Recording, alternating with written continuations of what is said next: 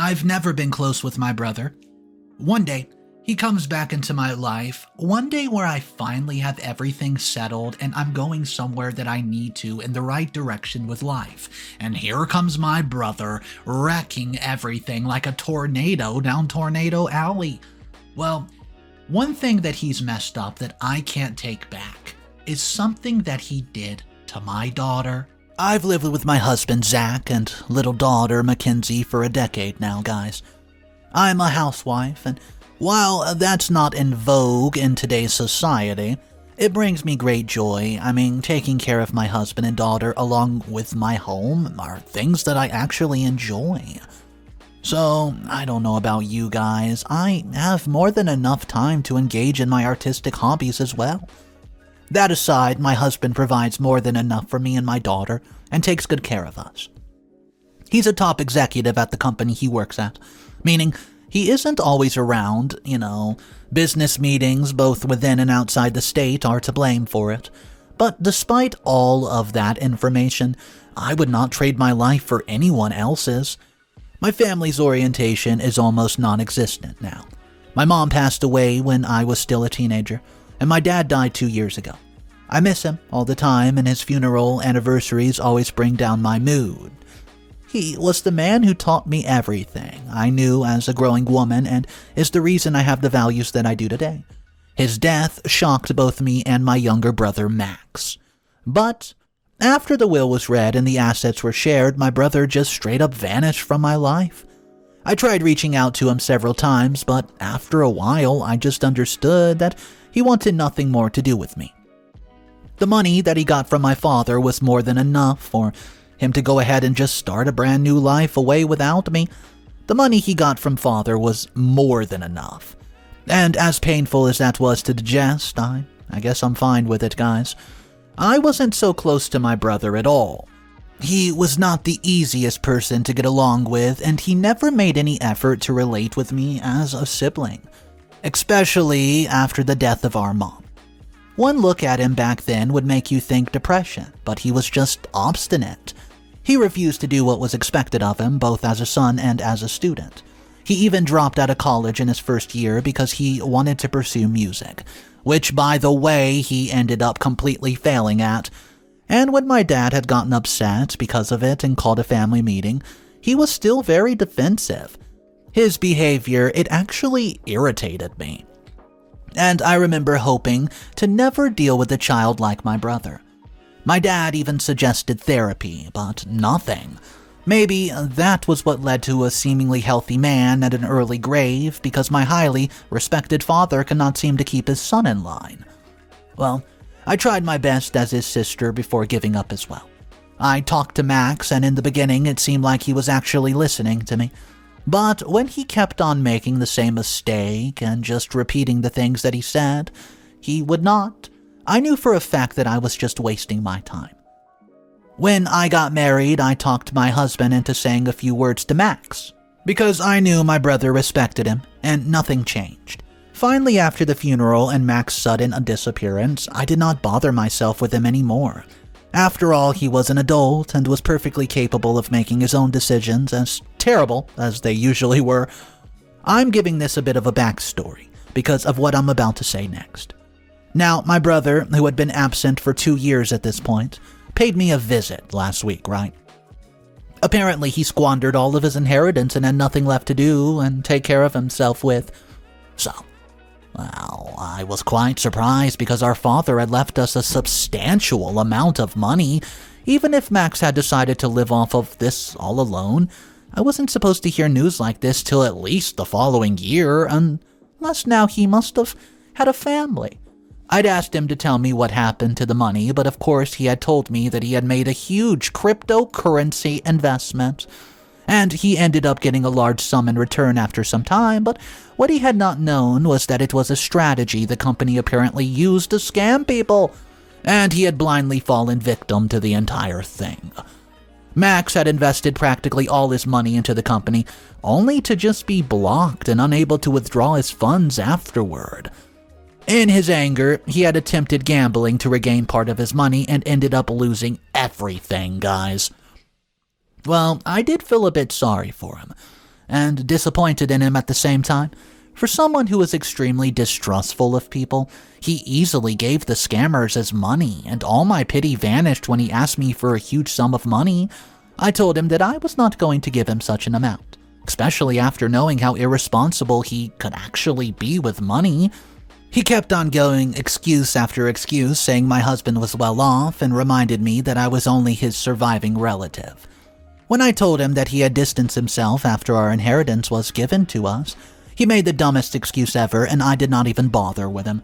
To my surprise, Max had gotten very upset, which I guess you could say was very laughable.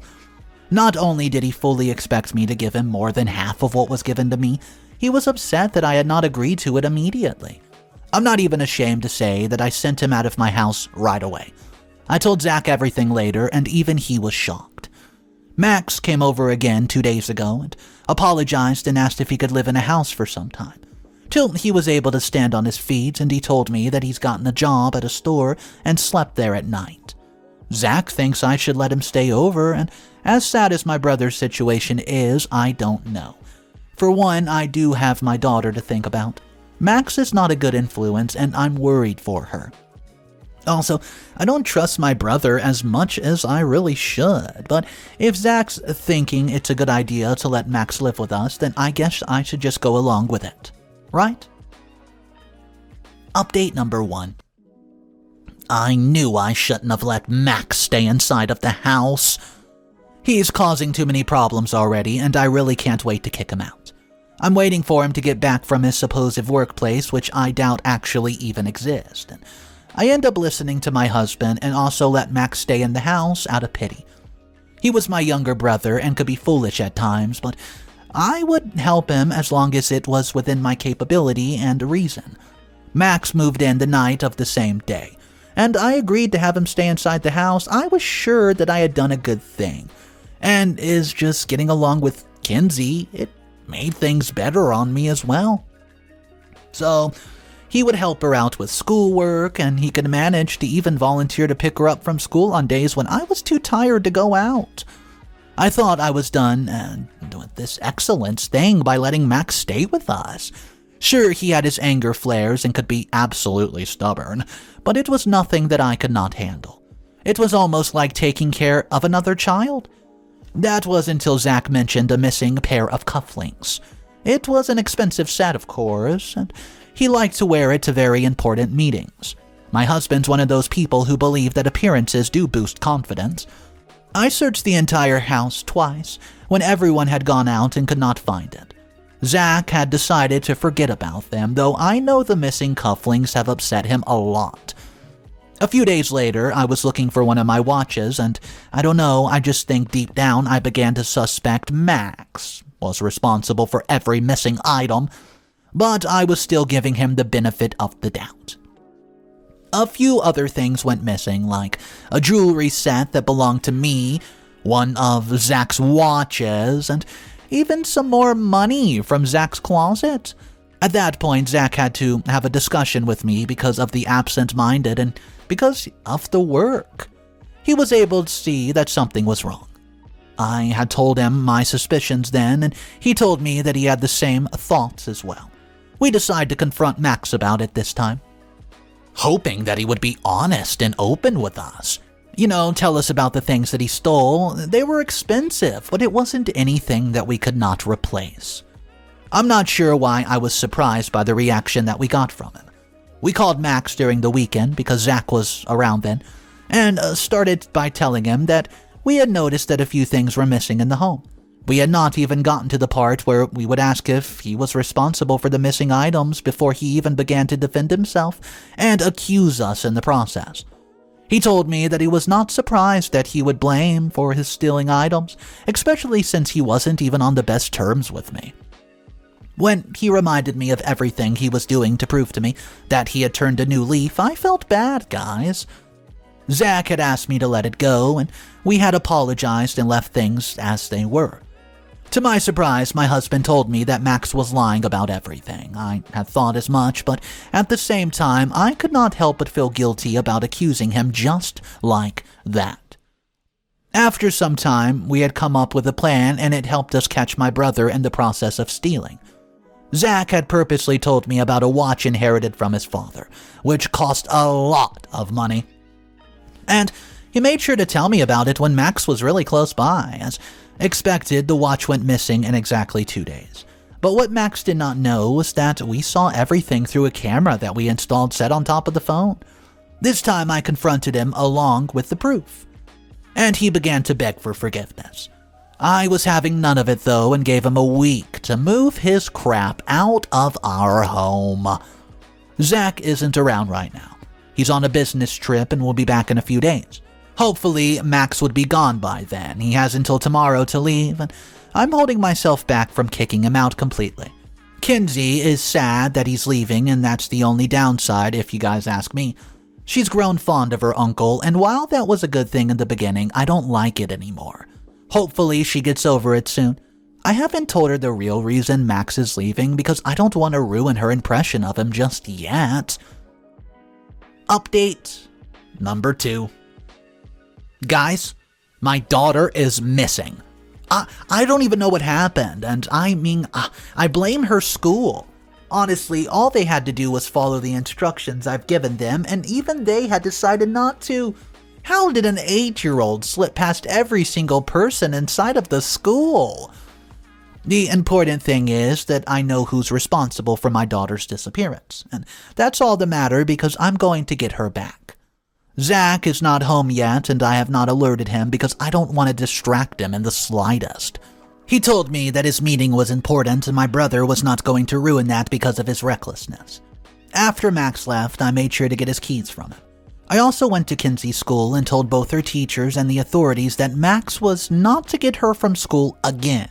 So it was quite shocking when I went to pick up my daughter, only to find out that she was missing. No one knew where she was or who she walked out with, and I had to request to check the footage before finding out that Max had taken my daughter. Picture watching your daughter walk out of the school premises with a potential threat when the security guard was absent. I don't know if Max waited for the guard to move before going to get Kenzie. All I do know is that I was baffled after watching the footage. In fact, I got quite upset and caused a scene at the elementary school my daughter attended. At some point, I thought I overreacted, but then, when Max's phone was unreachable, I got upset all over again. I'd been on my way to report him to the police when he called from a payphone. Yeah, he had told me that Kenzie was fine and lived with him in his house in the meantime. He also informed me straight up that I had to send thousands of dollars before I could see my daughter again. And then he went to tell me that I had some time to think everything through before ending the call, promising to call in just a few hours. Of course, I made sure to yell in his ear during our phone call, because I had not seen my daughter in over 7 hours, and after numerous failed phone calls, I got one that demanded an absolute ridiculous ransom. From my equally ridiculous brother, I'm not sure I can explain how I felt at the moment in great detail, but I was beyond mad and straight up confused. For one, why on earth did he take my daughter from me and still ask for money that I've refused to give to him several times? On the other hand, I thought he was, kidding. He adored my daughter from the little that I could see, so why would he want to hold her captive over the prospect of money? I had gone to just wait some time. Glancing at my phone every now and again during that time, my mind started to just conjure up a few things. Now, I believe that the only reason Max was helpful was because of the moment in particular. He had gotten really close to my daughter, and he even helped out with a few chores around the house, and had even straight up offered to get her from school, just so that my daughter would trust him enough. Then I began to blame myself. I would not go into too much details about it because it's a never-ending cycle for me. I yelled at no one in particular, but I did cry a bit, and then promised to make my brother absolutely pay for his careless mistakes. True to his word, he called back in just a few hours asking for what my answer was going to be. I had told him that nothing was going to convince me to give him any amount of money, and I knew then that his mood had changed. Like when we were younger, there were insults I received along with the threats to harm my daughter. I warned Max to do nothing to Kenzie, but I realized I was speaking to myself when he sent his bank details and gave a deadline for me to send the money. I'm not even ashamed to say that at the moment I don't think of him as my brother. I saw him as a criminal that needed to be dealt with any way possible. So my husband eventually called to check up on me and Kenzie, and he had just gotten out of one of his meetings. I was angry at myself for telling my husband the situation at that moment. It was something I had to do because of my silly, stupid brother, and it gave me yet another reason to see to it that he was punished for every action that he had.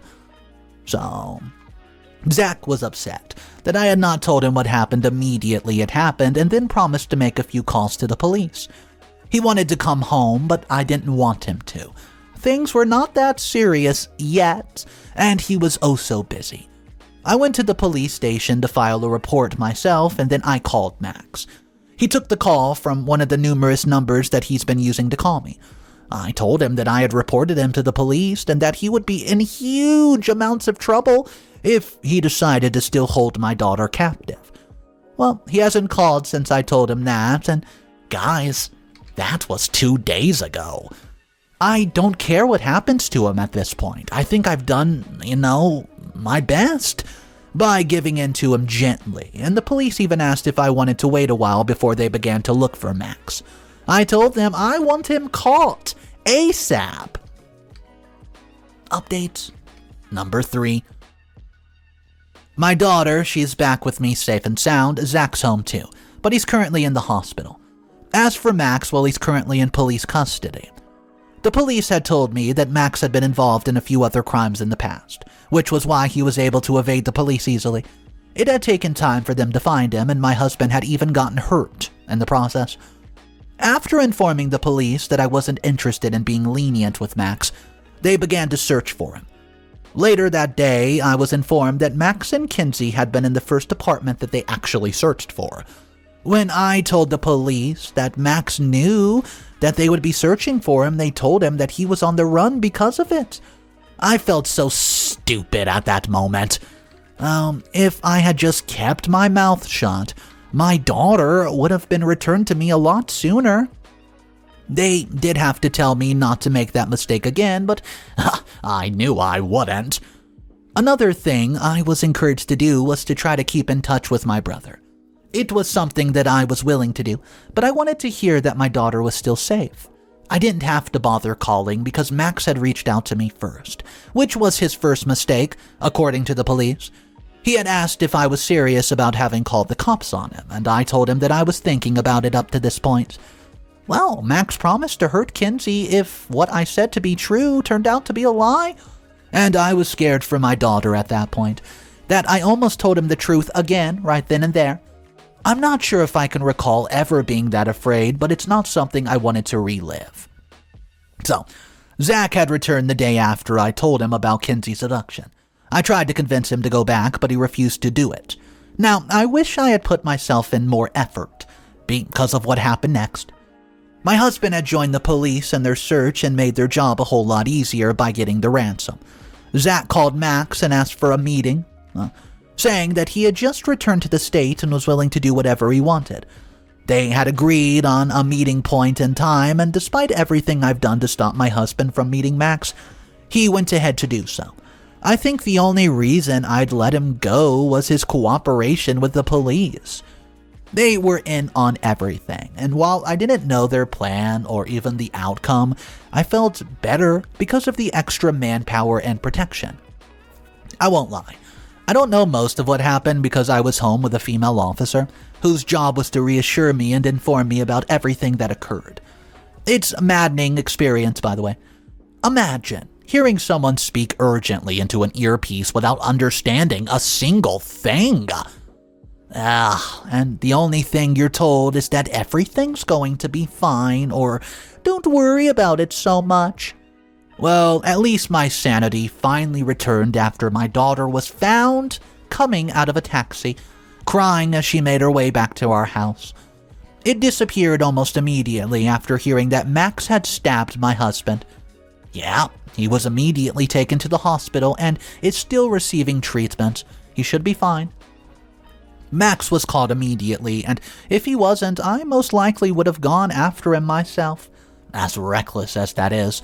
The police also found out a few other things about him, so I hope he gets a long sentence, because, well, I think he deserves it. So the comment section was very adamant that OP should have straight up told her husband that their kid has been kidnapped right when it happened, but OP was like, nah, it's not that serious yet. I know, it's my brother. He's not going to do anything, but I'll tell you right now, the comment section was not happy with that decision. They think, what do you mean everything will be okay? This dude literally just kidnapped your daughter. It doesn't matter what you think he will or won't do. You said yourself you've never been close to him, so how do you even really know what he's capable of? I think, and so do a lot of commenters, that OP should have took this more seriously, contacted her husband, contacted the police right away, and get this guy off the streets. Let me know your thoughts on today's stories. Drop them in the comment section down below. Let's talk about it. My name's Mr. Reddito. I narrate stories like this every day. If you guys want to be a part of these daily animated stories, go ahead, subscribe to the channel.